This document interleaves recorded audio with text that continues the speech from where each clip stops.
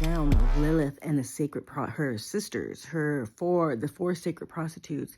Let's break it down psychologically, when integrated and when not properly integrated. You can tell when there is a practitioner, especially a female, who embodies Lilith solely. They always have this bitterness and bitchiness behind them. But, you know, I definitely would not make Lilith my Patreon. Okay? She will make you ruthless, cold, and just this bitterness around them, because number one, that energy is consuming. Lilith's energy is a very consuming energy. But anyways, let's break this shit down and tell me what you think. Video. Okay, I'm going to talk about Lilith and the initiatory tree of death in the Qliphoth. I'm going to talk about her roles in the Qliphoths, or in the Qliphoths that she is in and what her functions. Then I'm going to talk about Samael and their dual partnerships. Okay, I'm also going to talk about my experiences when I worked with Lilith in the Qliphoth and how she helped me and revealed things in my life. Now, everybody's going to have a different experience when they're initiated into the Qliphoth. That's something you must understand. Your experience is going to be different than mine because I have different fragmentations than you do. I need different things integrated than you do. Sometimes some people do the system, and they don't think nothing really happened. That's not the case. It's fragmentations of the psyche that's being integrated. Okay, so everyone's going to have a different experience. That's why I say do this more than once. This is refining of your diamond. You are putting pressure to harden and to make that into your diamond. Now, let's get straight up before my phone fucking dies. I want to talk about Lilith and Samael, okay? But on the left hand path perspective, Lilith is not a demon to banish. She is an initiatory archetype. She represents the sovereignty of the self. She refuses imposed hierarchy, sexual and psychic autonomy. You know, desire and her power becomes power. Now, she is about embracing the shadow instinct and the unconscious. Okay, exile as initiation. In the stories, in the myths, she left Eden. Okay, that symbolizes self-deification through, what do you think? Think about it. Well, what would that be? It is through the separation, the anti-cosmic, the self-creating. She stands outside imposed order. She's forging identity through her will. Right? This is what we're doing. Now, in the modern LHP currents, Luciferian and sentient Qliphoth, Lilith represents the awakened, forbidden knowledge, okay? Reclaiming her primal self, the feminine current. She's becoming rather than not becoming. Like, you know, she's in that. Now, let's get right to the first shell that she's in, which is Naamah, or Naamah, which is her sister, the younger, or it's another aspect of Lilith, which I agree with it. She's the aspect of the younger Lilith. Now, in the first shell, the position, the shadow of Malkuth, okay, Earth, the dark Earth. Now the role is Lilith appears as the black Earth, the mother, right? Remember, I won't talk about that. But her function it's to awaken instinct, sexuality, and bodily sovereignty. Initiatory tests. This is what's going to happen. Breaking social conditioning. Now remember, when you invoke these shells, these husks, these shadows of the tree of life, you're going to be tested. Okay? Now, if you fail the test, you're going to end up with addictions, obsessions, and loss of grounding. Now, where this is where Lilith is mostly directly named and encountered. Most people will see Lilith through here. Okay? Very bloody, very beautiful, very dark. Now, she, in her second shell that she appears in is Gamael, or Gamaliel. I don't know how to pronounce it sometimes. Now, this is the sphere of the moon. Now, the role of Lilith is the dream queen, the night sorceress. Okay, she's the night sorceress in this. The function of this is erotic dreams and gnosis, astral sexuality, unconscious power. Now, I'll tell you, this is where you're going to be meeting. You're going to have sexual dreams. You're going to have succubus. You're going to have this. Now, not everyone might have this encounter, okay? But just keep doing the work. If you don't have these encounters, just still complete the work and still do the meditations and the evocations. It will eventually fall in place, okay? Yeah, so the initiatory test that's going to happen when you invoke the shell with her in it is mastery of fantasy versus being consumed by illusions. Right? You're going to have fantasies. You're going to learn. You're going to be tested with this. Rather than being consumed with illusions, which I know a lot of people, this can happen, but this is the integrations that's going to be. And that's why it's important to do research, to know what's going to happen. So you know their tests. And I can give you a little secret. Remember, everything in life is a test, and this also comes with spirituality and initiatory work. Everything's a test in the spirit realm and in this realm. God damn, so loud. Now, the failure. If you fail at this state, you're going to become delusional, psychic vampirism, and disassociation, okay, from yourself. Now, Satariel, the hidden side of Bina, or Bina, I think it's Bina. Now, the role that she plays in here is Lilith is the great void mother. Her function in this realm is the womb of anti-cosmic wisdom, the silent gestation. Now, the initiatory test is enduring isolation without nihilism, okay? Now, if you fail at this state, what's going to happen is despair, psychic collapse. Okay. Here, Lilith approaches her primordial preform aspect. This is where you're going to encounter her in a primordial form. Very heavy, very dark. Now, where she is in Samael, the crown of division. Her role in Samael is Lilith is the co-equal of Samael. Okay, the function in this is the polar tension that births self-deification. The self-deifications here. The initiatory test is holding dual sovereignty without fragmentation. Right? In Thamael, you're gonna see Lucifer in all of his aspects. Okay, you're gonna see Moloch, very, very beautiful spirit or deity. When I saw him, I was like, God, he's gorgeous, made out of gold, and just the most fertility type of deity you can ever think of. He is absolutely gorgeous. Anyways, yeah. So now, the failure, if you fail, okay, is ego schism. All right.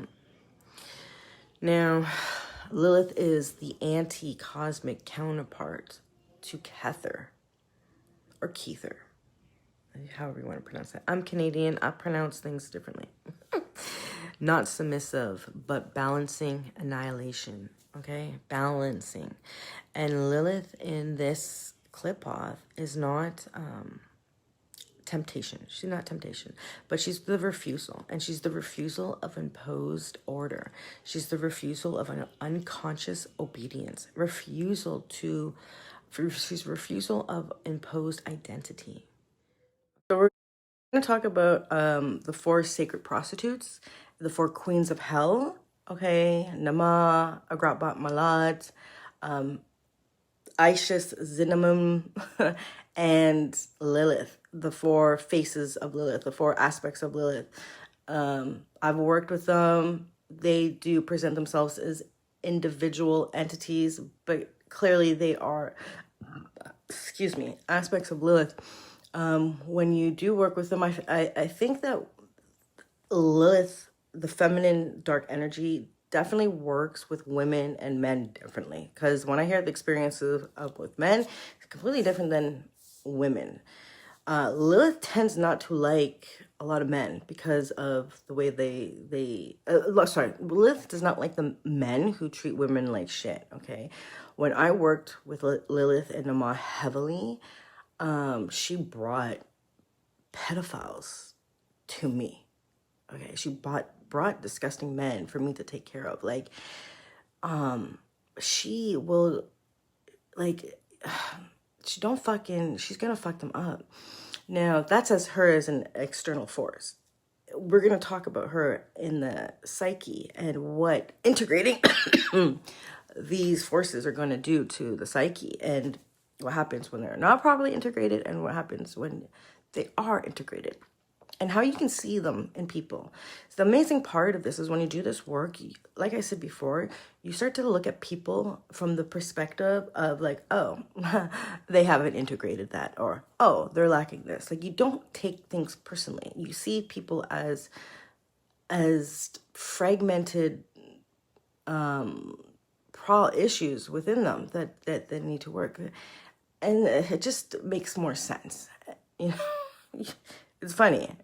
But anyways, so let's get to the 4 sacred prostitutes. Okay, we're going to talk about Lilith, but first let's just talk about like the term prostitutes. It's not like sex work, okay? It refers to sexual power outside the patriarchal marriage or control. Back, I hate words. Now Lilith. Now, she's in the sphere of Naamah and Thamael and other spheres, as we went before, but we're going to talk about these ones. And the aspects up here is sovereignty and refusal. She represents the sexual autonomy, identity formed through exile, okay? And desire without submission. Like, she fucking said, fuck you, and left, and she got her freedom from that. Now, the psychological function, the part of the psyche that will say, I will not be owned. I will not bow down. It's the rebellion. I can relate to this in my life. I'm very Litherian, okay? Actually, I'm sorry. I was until I accepted an extremely abusive marriage for like 9 years. Very, very life-changing and transformational. But now that I can go back and look at what happened, why would I stay in a situation like that, I can break down my integrations, right? But I was very rebellious when I was very young. My parents, especially when it came to the church, I knew right away I would not submit. I would not bow down. I would not get on my knees and pray. Not that there's anything wrong with prayer, you know, but for me, like in that way, but when it comes to Christianity, getting down and bowing and, you know, they asked me to get baptized at 12 years old. And I said, hell no. And like, I knew this in my spirit at a young age. I was extremely spiritually rebellious. That's how I know that we come in we come into incarnations, and you can tell what level your soul is through just the instinct of the rebelling against organized things, right? But anyways, now as we move forward, what was I saying? So we're gonna talk about Naamah. The sphere she's in is Gamiel, okay, her aspect is going to be sensuous, attraction, She represents the pleasure, beauty, intoxicating pull of embodiment. Naamah seduces into incarnation, right? Her psychological function is attachment to pleasure, charisma, and embodied experience. Now, here's the shadow risks: addiction, dependency. There's a couple more I can't remember. Now, Eisheth, the woman of whoredom. I don't know if I ever say her name properly. It's kind of hard to pronounce. The sphere is sartorial, and her aspect is the sacred transgression, okay? This represents sexuality as taboo, and it's breaking it down, crossing moral and symbolic boundaries, power gained through violating the norms, okay? Now, I'll just talk a little bit on this. You're going to have dreams that is very taboo. When you work with Lilith, she's going to bring up sexual taboos and things that are very perverted. This is part of the integration, and it's very uncomfortable. Okay, I'll tell you that. This is facing parts of the human consciousness. Very uncomfortable, especially with men. When you're going to have disgusting dreams about the morals. Very uncomfortable, but it's going to happen, and it's normal. Don't worry. It's about you understanding. I could just tell you some, man, I'll save that for another time, but you're going to be faced with taboo sexual shit, okay? Now, the psychological function, it's the drive to break internalized prohibitions through access of truth. Now, the risks of this is self-destruction through rebellion alone. Okay, you can self-destruct through just rebellion. We all know this, okay? Especially a lot of us on the left-hand path. Now we got Agrat Batmalat, the sphere between Gamael and Satariel. Now the aspect is this ecstatic chaos, and it represents frenzy, possession, nocturnal rites, and ecstatic states, right? Often associated with music and dance and trance. Actually, she came to me with music and dance. That's how I knew. And she was on my rooftop. Psychological function, altered states of that dissolves ego's boundaries. The shadow risk is the loss of agency, dissociation. Now, why they are called sisters, right? Why are they sisters? They're not separate, but they are. Like, they're beings in modern sense, but different. They're different faces of the same depths in psychologically. The four queens represent stages of shadow, desire, integration.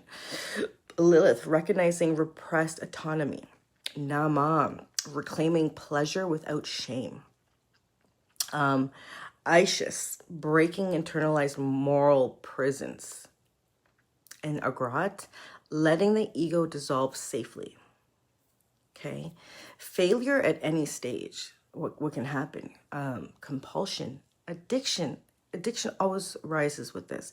Narcissism and psychosis. Integration, properly done, will lead to embodied selfhood, sexual sovereignty, and chosen identity. Finally, what I can say about them is Lilith does not fragment into sister. Culture fragments her, right? The four queens are what happened when autonomous feminine power is split. And to be why, they matter in the LHP initiation. Each sister tests different failure modes, right? Lilith tests tyranny of isolation. Naamah, enslavement to pleasure. and Eisheth, destruction without wisdom.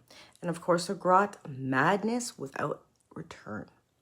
Now, when you do this work, like I said, your dreams have a huge part of what's going on. You're going to have, like I said, taboo sexual fantasies and desires. And in the dreams, you're going to like it. Okay?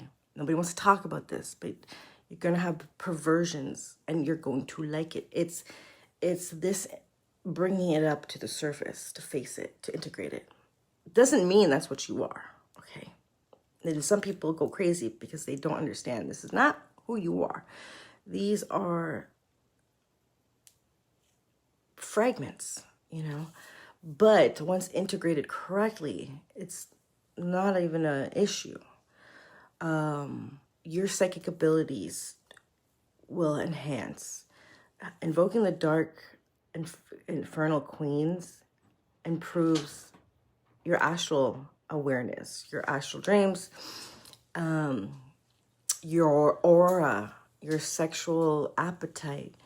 It just really breaks the bondages of many things.